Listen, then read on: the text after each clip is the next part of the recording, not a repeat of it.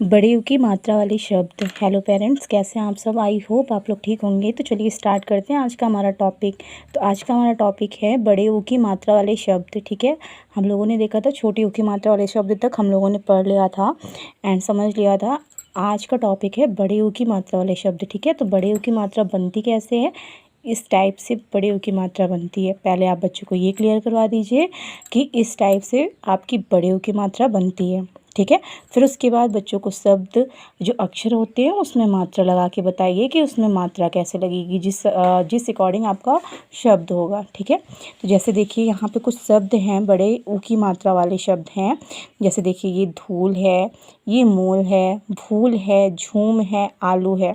ठीक है, तो देखेंगे इसमें जैसे धूल है तो धा में ही बड़े ऊ की मात्रा लग रही है यहाँ पे। ठीक है, तो ये हो गया आपका धूल, ये मूल हो गया। और एक चीज़ ध्यान दीजिएगा, ये 2 अक्षर वाले शब्द हैं। ठीक है, और इसी तरीके से आपके 3 अक्षर वाले भी शब्द हैं। मयूर, सूरज, मयूर, सबूत, अंगूर, ये सब 3 अक्षर वाले शब्द हैं जिसमें बड़े ऊ की मात्रा का प्रयोग किया गया है। और ये 4 अक्षर वाले शब्द हैं। कबूतर, आभूषण, ज़रूरत, आभूषण। ठीक है, तो ये सारे 4 अक्षर वाले बड़े ऊ की मात्रा वाले शब्द हैं। ठीक है, तो बच्चों को प्रैक्टिस करवाइए पहले मात्रा लगा के शब्द बनाने की। जब बच्चे मात्रा लगा के शब्द बनाने की प्रैक्टिस कर लेंगे तो उन्हें जो वाक्य आप बोलेंगे तो उसमें कोई दिक्कत नहीं होगी। ठीक है, तो पहले मात्रा लगा के बच्चों शब्द बनाना बच्चों को सिखाइए। ठीक है, और एक चीज़ और, ये जो है देखिए अक्षर जोड़कर शब्द बनाएं। ठीक है, ये बहुत इम्पॉर्टेंट हो जाता है बच्चों के लिए। इस तरीके से बच्चे ज़्यादा अच्छे से समझ लेते हैं। ठीक है, तो कोशिश करिए कि इस तरीके से बहुत अच्छे से प्रैक्टिस बच्चों की करा दीजिए। जैसे देखिए धूल है, यहाँ पे धूल लिखा हुआ है, देखेंगे तो यहाँ पे धूल लिखा हुआ है। ठीक है, तो देखिए यहाँ पे अब धूल को लिखा गया है बट किस तरीके से अलग अलग शब्द में लिखा गया है और इसको जोड़ के लिखना है। ठीक है, अब ये जोड़ना मतलब यहाँ पे प्लस का सिंबल है तो इसको जोड़ना ही बोलेंगे, जोड़ कर लिखना है। ठीक है, जैसे देखिए धा है, अब बच्चों को बताइए कि पहले धा लिखो, फिर उसके बाद धा के बाद कौन सा आपका है, प्लस करने के बाद ये बड़े ऊ की मात्रा लगी हुई है तो धा में ही बड़े ऊ की मात्रा लगेगी। अगर ला में लगती तो ला के बाद बड़े ऊ की मात्रा यहाँ पे होती। ठीक है, बट यहाँ पे धा के बाद ही बड़े ऊ की मात्रा लगेगी तो धा में ही बड़े ऊ की मात्रा लगानी है। फिर उसके बाद ला, ये हो गया आपका धूल। तो इस तरीके से बच्चों को समझाइए तो बच्चा अच्छे से समझ लेगा।